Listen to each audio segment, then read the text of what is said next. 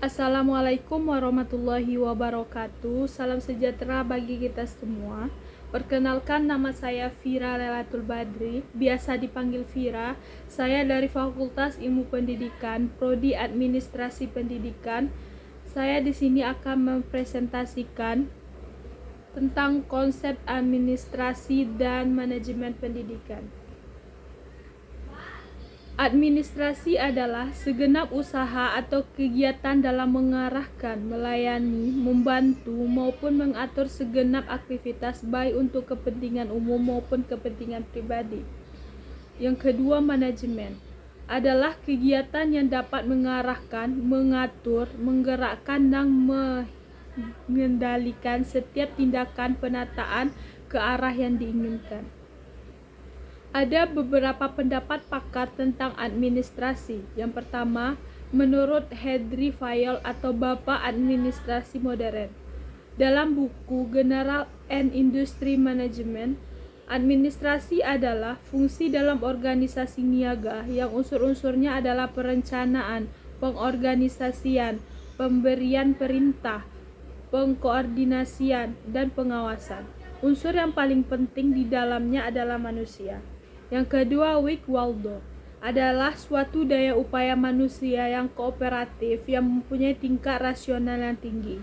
Yang ketiga, John M. Finer.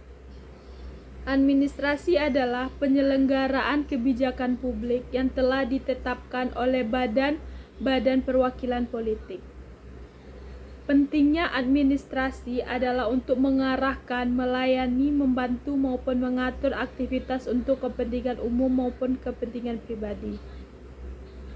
Tujuan administrasi menurut Gulick menyatakan, in the sense of administration, whether public or private, the basic goal is efficiency.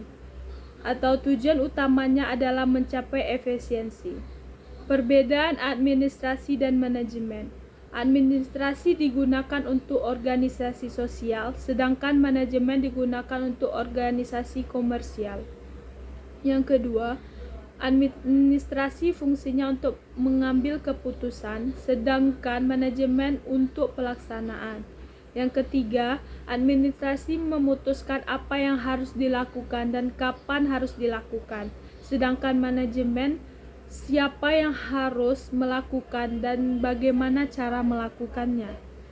Persamaan administrasi dan manajemen, yang pertama memiliki perencanaan, yang kedua memiliki susunan struktur. Selanjutnya, sejarah perkembangan administrasi atau manajemen. Yang pertama, sebagai seni, dibagi menjadi dua fase. Fase pertama yaitu fase sejarah, terdiri dari Mesopotamia, yang kedua Babilonia, yang ketiga Mesir kuno, yang keempat Cina kuno. Yang kedua, fase sejarah hingga revolusi industri. Yang pertama ada gerakan Katolik Roma, yang kedua Niccolo Machiavelli, yang ketiga revolusi industri Inggris. Yang kedua ada sebagai ilmu. Sebuah ilmu yang bersifat ilmiah pertama kali dilakukan sekitar abad ke-19 atau awal abad ke-20. Dibagi dalam 3 fase kategori. Yang pertama teori klasik, yang kedua teori neoklasik, yang ketiga teori modern atau kontemporer.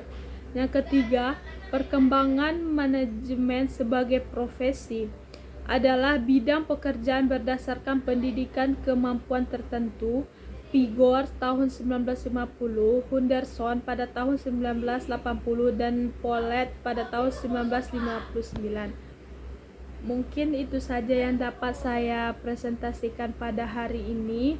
Kalau ada salah kata saya mohon maaf. Saya sudahi dengan wabillahi taufik wal hidayah. Assalamualaikum warahmatullahi wabarakatuh.